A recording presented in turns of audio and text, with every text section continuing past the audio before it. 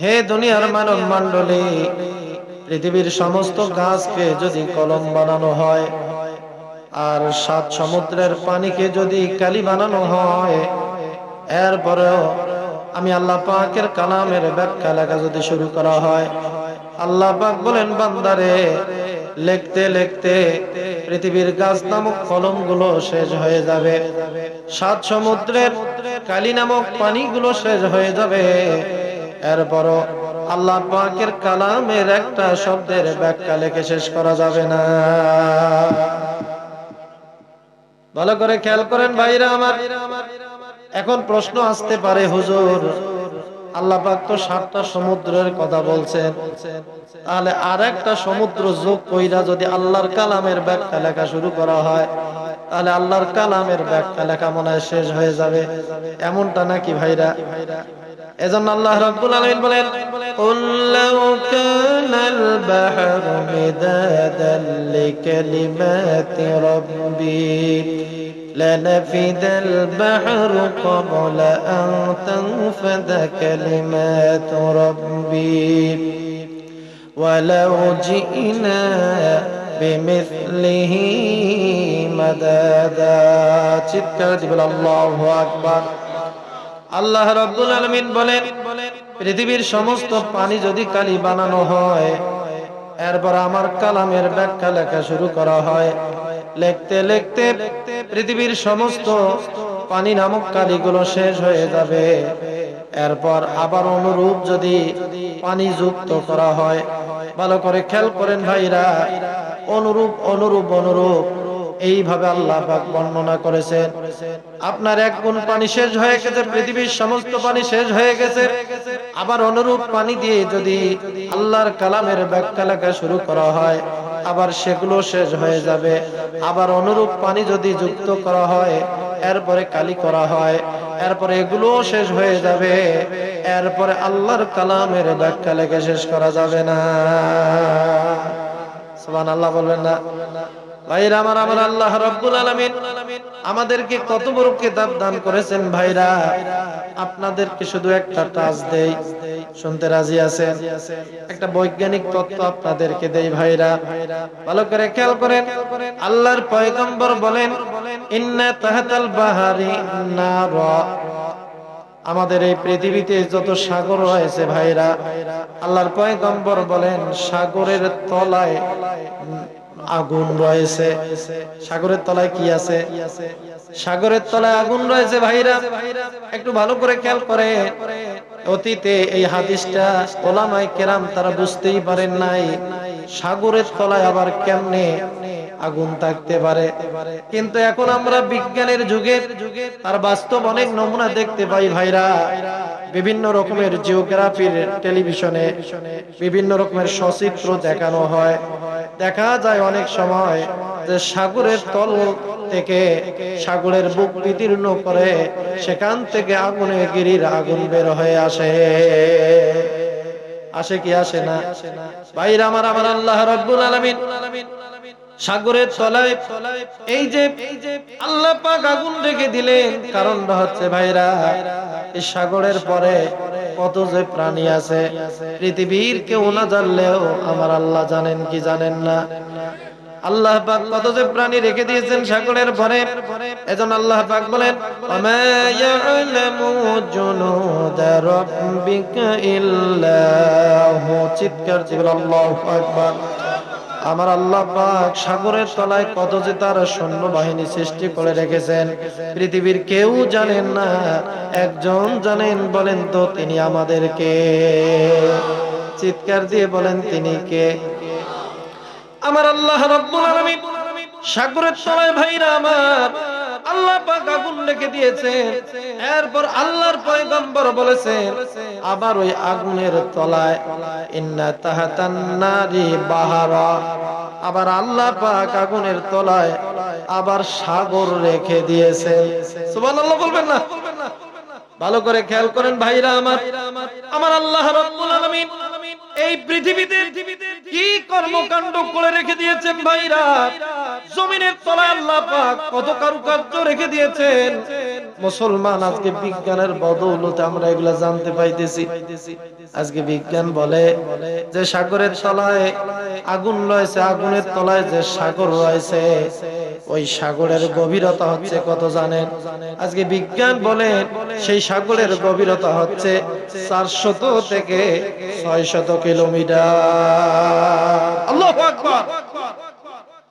মুসলমান ভাইরা আমার ভালো করে খেয়াল করেন, আমাদের এই দুনিয়ার যে সাগর রয়েছে, যে মহাসাগর রয়েছে, এই মহাসাগরের গভীরতা হলো সর্বোচ্চ 11 কিলোমিটার।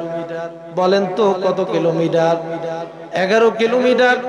কিন্তু আমার আল্লাহ রাব্বুল আলামিন সাগরের তলায় যে আগুন রেখেছেন, আগুনের তলায় যে সাগর রেখেছেন, ওই সাগরের গভীরতা হলো 400 থেকে 600 কিলোমিটার। আমার আল্লাহ রাব্বুল আলামিন ডাক দিয়ে বলে, বান্দারে, ওই আগুনের তলায় যে সাগর রয়েছে 400 কিংবা 600 কিলোমিটারের গভীরে যে সাগরের পানি রয়েছে রে বান্দা, ওই পানিগুলোকেও যদি কালি বানানো হয়, এরপর আমি আল্লাহ পাকের কালামের ব্যাখ্যা লেখা যদি শুরু করা হয়, লিখতে লিখতে 600 কিলোমিটারের গভীরের সাগর মহাসাগরের পানি শেষ হয়ে যাবে। এরপর আল্লাহর কালামের ব্যাখ্যা লেখে শেষ করা যাবে না। সমাধান চাও যদি জীবনে মরণে, এরে চাও খুঁজে নাও চোখ রাখো কোরআনে। চিৎকার দিয়ে বলেন মারহাবা। আমার আল্লাহ রাব্বুল আলামিন ডাক দিয়ে বলেন, ও বান্দারে, আমি আল্লাহ পাক কোরআনে কারীমের ভিতরে মাত্র একটা জিনিস 60 জায়গা আমি আল্লাহ পাক আলোচনা করলাম। মুসলমান ভাইরা রে আমার, একটু ভালো করে খেয়াল করবেন। আমরা আজকে শুধু এই ফিতনা শব্দের ব্যাখ্যা সম্পর্কে আলোচনা করব। শুনতে রাজি আছেন ভাইরা? শুনতে রাজি আছেন? দেখেন ভাইরা আমার, আমার আল্লাহ রাব্বুল আলামিন ফিতনা শব্দের অর্থ কোরআনে কারীমে আল্লাহ পাক কি বর্ণনা করেছেন ভাইরা? ফিতনা শব্দের 1 নাম্বার অর্থ হচ্ছে আল্লাহর কোরআন দিয়া বিচার ফায়সালা না করা। আল্লাহ পাক কোরআনে কারীমে এইটাকে ফিতনা বলেছে। আল্লাহু আকবার। চিন্তা করেন, কোরআন দিয়া বিচার ফায়সালা না করা, আল্লাহ পাক এইটাকে ফিতনা বলেছেন ভাইরা। তাহলে বাংলাদেশে কি কোরআনে কারীমের বিচার আছে? আস্তে করে বলেন, কোরআনে কারীমের কি বিচার আছে ভাইরা? তাহলে কোরআনের বিচার যেহেতু নাই, তাহলে আমরা বাংলাদেশে যত মানুষ বসবাস করি সবটাই ফিতনার মধ্যে। কথা বলেন, সবটাই কার মধ্যে? ফিতনার মধ্যে। হাজী সাহেব হোক, গাজী সাহেব হোক, আলেম হোক, সাধারণ মানুষ হোক, যাই হোক, বাংলাদেশে যারা বসবাস করে সবাই ফিতনার মধ্যে। কথা বলেন ঠিক কিনা? এখন আমার প্রশ্ন আপনাদের কাছে, আমরা কি ফিতনার মধ্যে থাকতে চাই ভাইরা? কথা বলেন, আমরা কি ফিতনার মধ্যে থাকতে চাই? যদি ফিতনায় থাকতে না চাই, তাহলে আমাদের দায়িত্ব কি? কথা বলেন, দায়িত্ব কি? এই কোরআনকে সংসদে নিয়ে যাওয়া। কথা বলেন, কোরআন কোথায় নিয়ে যাইতে হবে? কোরআনকে সংসদে নিয়ে যাইতে হবে। সেখানে আইন পাস করতে হবে। কোরআনে কারীম দিয়ে বাংলাদেশের যত আদালত আছে প্রত্যেকটা আদালত কোরআন দিয়ে বিচার ফায়সালা হবে। তাহলে আমরা ফিতনা মুক্ত হতে পারবো। সুবহানাল্লাহ বলবেন না? আমার আল্লাহ রাব্বুল আলামিন বলেন, ওয়া নাহকুম বাইনাহুম বিমা আনজালাল্লাহ ওয়া লা তাত্তাবি' আহওয়াআহুম ওয়াহযারহুম আন ইয়াফতিনুকা আন বা'দি মা আনজালাল্লাহু ইলাইক। চিৎকার দিয়ে আল্লাহু আকবার। আল্লাহ রাব্বুল আলামিন বলেন, হে পয়গম্বর, আমি আল্লাহ পাক আপনাকে নির্দেশ দিলাম। আল্লাহ পাক নির্দেশ দিতেছেন কাকে? কাকে? আপনারা কি আমার ওয়াজ বুঝতেছেন ভাইরা? আমার আল্লাহ রাব্বুল আলামিন পয়গম্বরকে নির্দেশ দিতেছেন, আনহকুম, হে পয়গম্বর, আপনি হুকুম দেন, বিচার ফায়সালা করেন, বিমা আনজালাল্লাহ, আল্লাহ পাক যে কোরআন আপনার উপর নাজিল করেছেন সেই কোরআন দিয়া। সুবহানাল্লাহ বলবেন না? এরপর আল্লাহ রাব্বুল আলামিন ডাক দিয়ে বলেন ওয়ালা তাত্তাবি'u আহওয়াআহুম, হে পয়গম্বর বিচার ফয়সালা করতে গিয়ে আপনি তাদের প্রবৃত্তির অনুসরণ করবেন না। ভালো করে খেয়াল করেন ভাইরা, আল্লাহ পাক কত বড় ভয়ানক কথা বলছেন। ও মুসলমান, আজকে কোরআনে কারীমের এই কথাগুলো বললেই বলে যে হুজুর রাজনীতির কথা কয়, বলে কি বলে না? এক শ্রেণীর মুসলমান আছে ভাইরা এইরকম, কোরআনের এই কথাগুলা বললেই বলে যে হুজুর রাজনীতির কথা কয়।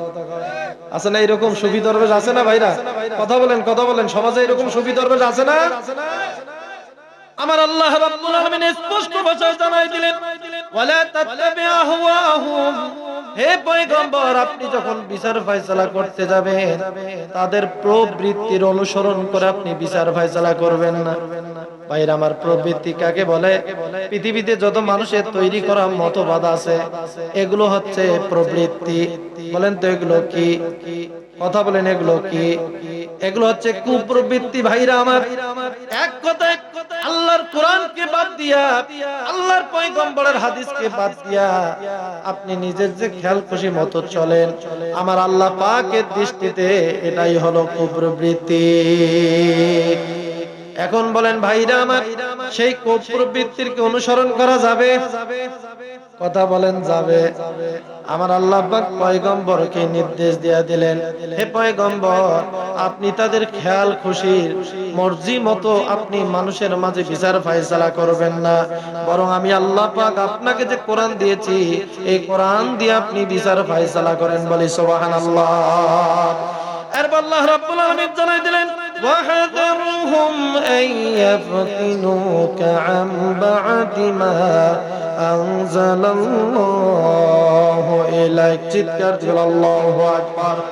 আমার আল্লাহ পাক ডাক দিয়ে বলেন পয়গম্বর সুতরাং আপনি তাদের ব্যাপারে সতর্ক থাকেন, ওয়াহদারহুম তাদের ব্যাপারে আপনি সতর্কতা অবলম্বন করেন, আইয়াফতিনুকা তারা যেন আপনাকে ফিতনায় ফেলতে না পারে, আন বা'দি মা আনজালাল্লাহু ইলাইক আল্লাহ পাক আপনার উপর যে কোরআন নাজিল করেছেন এই কোরআন দিয়ে বিচার ফয়সালার ব্যাপারে তারা যেন আপনাকে ফিতনায় ফেলতে না পারে।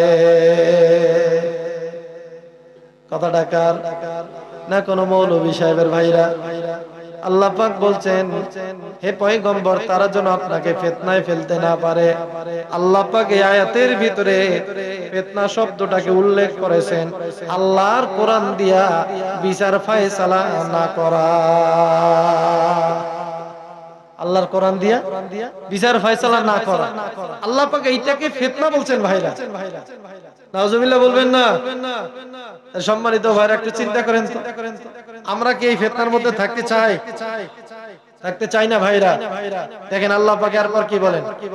সম্মানিত ভাইরা, এই আয়াতটি যখন আল্লাহ পাক নাজিল করেন এর আগে আল্লাহ পাক এখতিয়ার দিয়েছিলেন নবী করিম সাল্লাল্লাহু আলাইহি সাল্লাম ইচ্ছা করলে কারো বিচার ফয়সালা করতে পারতেন, আর যদি তিনি মনে করতেন যে না আমি বিচার ফয়সালা করব না, তাহলে এই এখতিয়ার আল্লাহ পাক নবী করিম সাল্লাল্লাহু আলাইহি সাল্লামকে দিয়েছিলেন। কিন্তু আল্লাহ পাক যখন এই আয়াত নাজিল করলেন আল্লাহ পাক নবী করিম সাল্লাল্লাহু আলাইহি সাল্লামের উপর আবশ্যক করে দিলেন, ফরজ করে দিলেন আপনি মানুষের বিচার ফয়সালা করবেন, আর সেটা করবেন কোরআন দিয়া। কি দিয়া? কোরআন দিয়া, মানুষের তৈরি করা মতবাদ দিয়া। আল্লাহ রাব্বুল আলামিন দেখেন কোরআনে কারীমে সূরা নিসার 105 নম্বর আয়াতে আল্লাহ পাক কি বলেন? আল্লাহ পাক বলেন ইন্না আনজালনা ইলাইকাল কিতাবা বিল হক লিতাহকুমা বাইনান নাস। আল্লাহু আকবার। আল্লাহ রাব্বুল আলামিন বলেন হে পয়গম্বর আমি আল্লাহ পাক আপনার উপর যে কোরআন নাজিল করেছি সত্য সহকারে আপনি এই কোরআন আপনার উপর নাজিল করেছে এই কারণে যাতে আপনি মানুষের মাঝে বিচার ফয়সালা করতে পারেন, এজন্য আমি আল্লাহ পাক আপনার উপর কোরআন নাজিল করেছি। বলি সুবহানাল্লাহ। আল্লাহ পাক কোরআন নাজিল করেছেন কেন? কোরআন নাজিলের অনেকগুলো উদ্দেশ্য আছে ভাইরা। এর ভিতরে একটা উদ্দেশ্য হচ্ছে আল্লাহ পাক বলতেছেন হে নবী আপনি কোরআন দিয়ে বিচার ফয়সালা করবেন, লিতাহকুমা বাইনান নাস, এই কারণে আমি আল্লাহ পাক আপনাকে কোরআন দিয়েছি। বলি সুবহানাল্লাহ। সম্মানিত ভাইরা, একটু খেয়াল করেন এই আয়াতটা কখন নাজিল হয়। একটা ঘটনা বলি আপনাদেরকে, শুনবেন? এই আয়াতের শানি নুজুলটা বলি। মদিনায় একবার এক ব্যক্তি জুফার গোত্রের, তার নাম হচ্ছে বাশির কিংবা তোমা।